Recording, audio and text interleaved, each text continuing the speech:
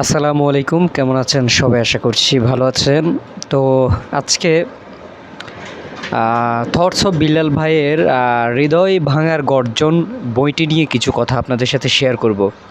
যে এই যে বইটি আপনারা অনেকেই দেখলাম যে কিনছেন, তারপরে অনেকেই দেখলাম যে 1000 টাকা দিয়ে বইটি ক্রয় করছেন।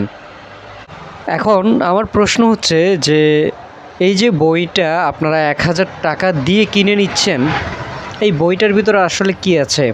আমি কিন্তু বইটা কিনিনি, কিন্তু আমাকে যখন আমার এক ফ্রেন্ড বইটা দিয়েছিল বা আমি দেখলাম যে এই যে 1000 টাকা করে থটস অফ বিল্লাল ভাই বইটার দাম নিচ্ছে, এই বইটিতে 1000 টাকার কি এমন আছে? আপনাদের কাছে আমার প্রশ্ন, যারা বইটা ক্রয় করছেন তাদের কাছে আমার প্রশ্ন হচ্ছে যে এই বইটিতে 1000 টাকার কি দেখলেন আপনারা?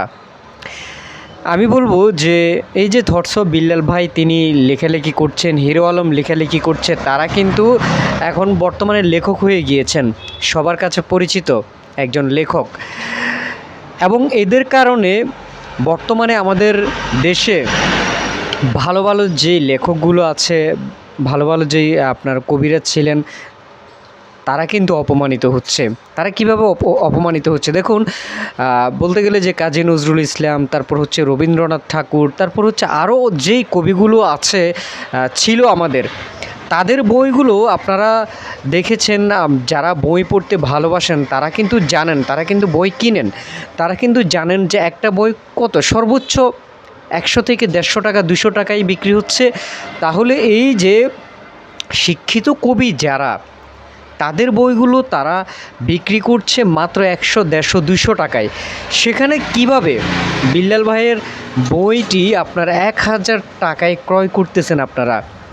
এটা কি কবিদেরকে, যারা শিক্ষিত কবি, যারা প্রকৃত কবি, তাদেরকে কি আপনারা ছোট করছেন না? তাদেরকে কি আপনারা অপমান করছেন না?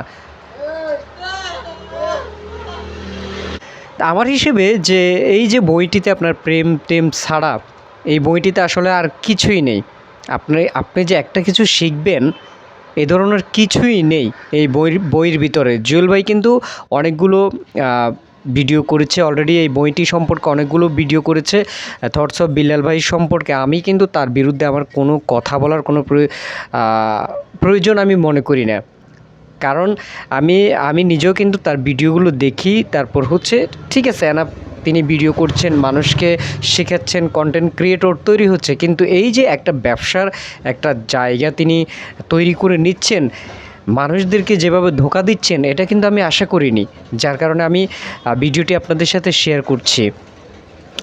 একটা বই আপনার, যেখানে আপনার শেখার মতো কিছুই নেই, সেখানে একটা বই বিক্রি হচ্ছে 1000 টাকা। আর মানুষ এই যে তার ফাঁদে পড়ে বইগুলো কিনছেন, বইগুলো ক্রয় করে নিচ্ছেন, এটা কি কোনো কথা হইল? রিসেন্টলি তার বেশ কিছু ভিডিও দেখলাম, যে ভিডিওগুলো আসলে শুধুমাত্র মানুষকে হেট করে তিনি তৈরি করেছেন। এই যে ওমর অ্যান্ড ফায়ারকে, তারপর হচ্ছে আরও সায়েম ভাই সহ আরও অনেকের বিরুদ্ধে তিনি ভিডিও তৈরি করছেন, এবং বেশ কিছু অশালীন ভাষায় তিনি অশ্লীল ভাষায় তিনি কথা বলছেন, যে তিনি নাকি কন্টেন্ট ক্রিয়েটরদের আব্বা। তো এই বিষয়গুলো আসলে আমার কাছে খুবই বাজে লেগেছে, যার কারণে আমি এই ভিডিওটি আপনাদের সাথে শেয়ার করছি।